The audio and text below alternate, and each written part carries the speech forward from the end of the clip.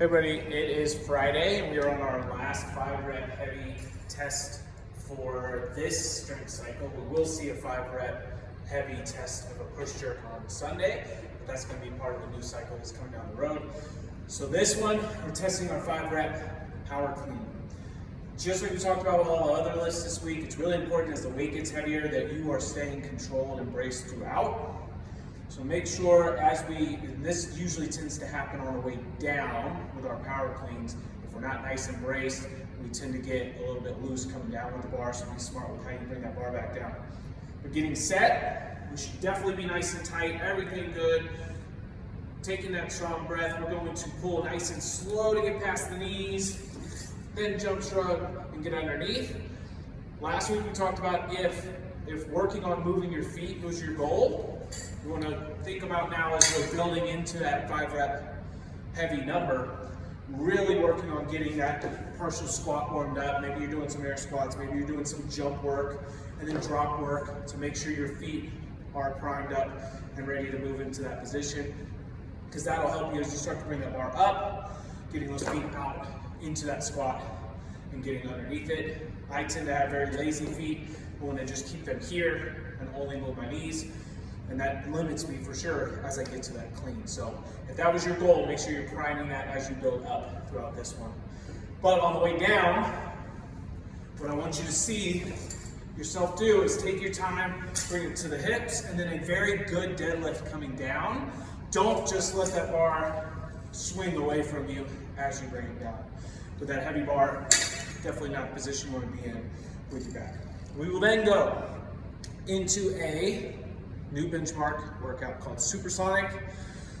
And hear me out on this, it's 20 rounds for time, 16-minute cap.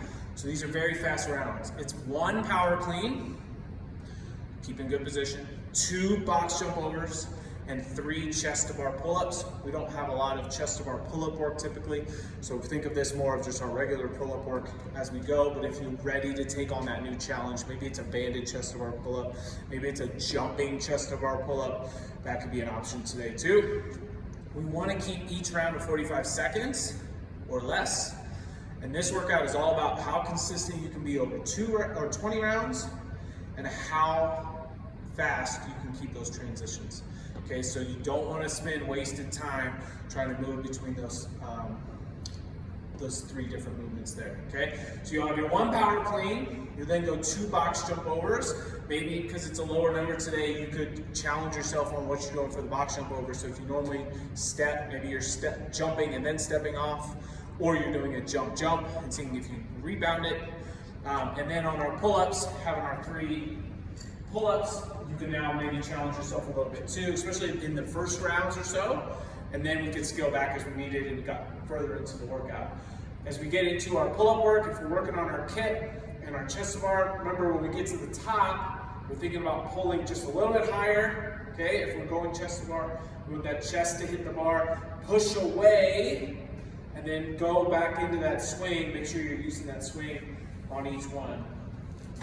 Here, so we pull up, kip, chest is coming, and I'm still pushing actively away from that bar on each rep. Okay, 20 rounds of time is going to be a lot. Have a plan. Maybe you're starting with some more difficult movements, scaling yourself down as we get through rounds 8, 9, 10. Who knows? We might need to have several different options because 20 rounds is going to be a lot. But have fun. We'll see you on Friday.